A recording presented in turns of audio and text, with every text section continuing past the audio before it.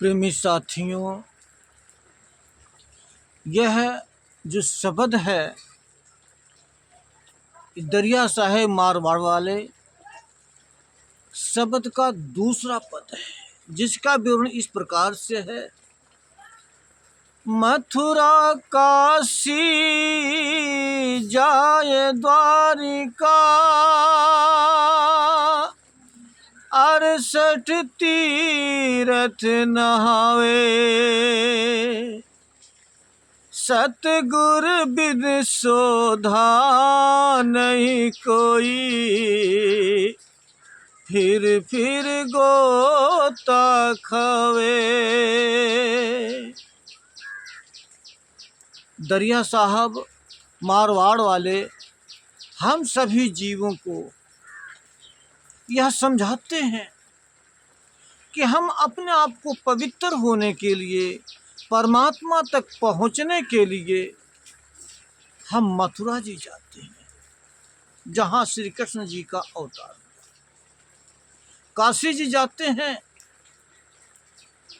जहां सबसे बड़ा शिवलिंग विश्वनाथ का मंदिर काशी जी में शिव जी का है। द्वारका जी जाते हैं, जहां श्री कृष्ण ने जाकर के अपना समुद्र के बीच में अपना देश बसाया था। ऐसे ऐसे जगह पर हम जाते हैं। 68 तीर्थ जो माने गए हैं भारत के अंदर, वहाँ जा कर के हम तीर्थ स्नान करते हैं कि हम अपने आप को पवित्र हो जाएंगे, निर्मल हो जाएंगे। जबकि इस जल के धोने से शरीर को मैल तो उतर जाती है, मगर मन का मैल नहीं उतरती। यही कबीर साहब जी कहते हैं कि नहाए धोए का हुए जो मन का मैल न जाए, मीन सदा जल में रहे धोए बास नहीं जाए।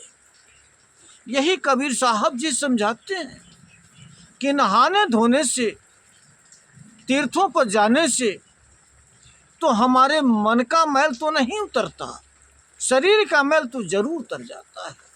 अगर निर्मल हमारी आत्मा हो जाती तो मीन तो मछली तो सदा जल में ही रहती है, मगर उसका वासना, उसके शरीर का कितना भी धो मगर उसकी वासना नहीं जाती। तो जब वासना जब मछली की नहीं जाती तो हमारे मन की वासना कैसे चली जाएगी। और हम यही आस लेके जाते हैं कि मन पवित्र हो जाएगा, हम निर्मल हो जाएंगे, परमात्मा तक पहुंचने के काबिल हो जाएंगे, वो परमात्मा हमें स्वीकार कर लेंगे। ये हमारे अंदर भावनाएं रहती हैं और यही भावनाएं ले करके हम 68 तीर्थों पर जा करके स्नान करते हैं।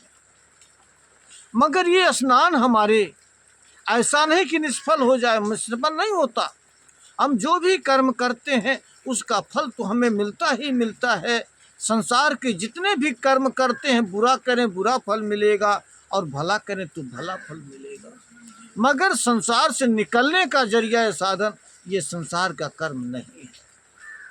यही सतगुरु हमें संतों ने सिखाया कि सतगुरु बिन सोधा नहीं कोई, फिर गोता खाए। यानी अगर इस वस्तु को परमात्मा तक पहुंचने के लिए, अपने आप को निर्मलता में ढालने के लिए, पवित्रता होने के लिए अगर इसका परख किया, उस मार्ग तक, उस परमात्मा तक पहुंचने के लिए मार्ग की तलाश किया और वहां तक गए तो सतगुरु स्वतः गए। जो परमात्मा तक पहुंचा हुआ ही कोई सतगुरु अगर वहां पहुंचा है तभी हमें वहां वो पहुंचा सकता है। इसलिए इसकी खोज, उस मार्ग की खोज, उस युक्ति का खोज, वहां तक पहुंचने का खोज, यानी रास्ता खोजा तो सतगुरु ने खोजा है, संतों महात्माओं ने खोजा है। संत वहां जा करके अपने आप को निर्मल और पवित्र होकर के परमात्मा के लायक बने।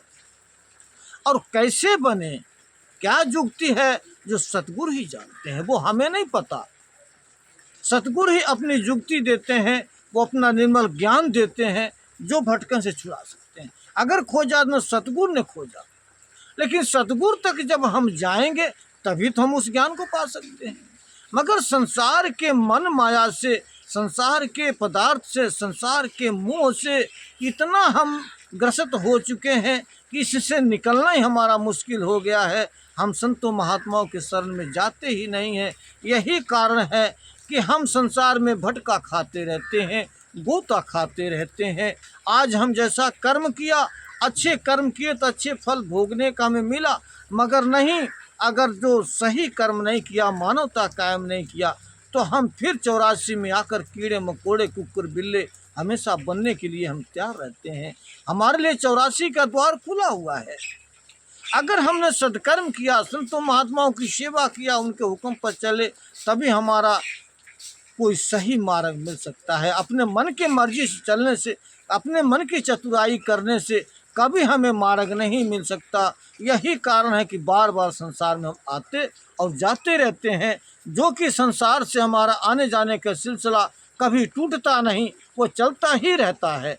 इसीलिए आवागमन के चक्कर में हम बंधे रहते हैं, और कैसे भी आगे अभी और भी बंधे हैं, जिसका खुलासा हम अगली वीडियो में करेंगे। जब तक के लिए आप इजाज़त दीजिए। धन्यवाद साहिब।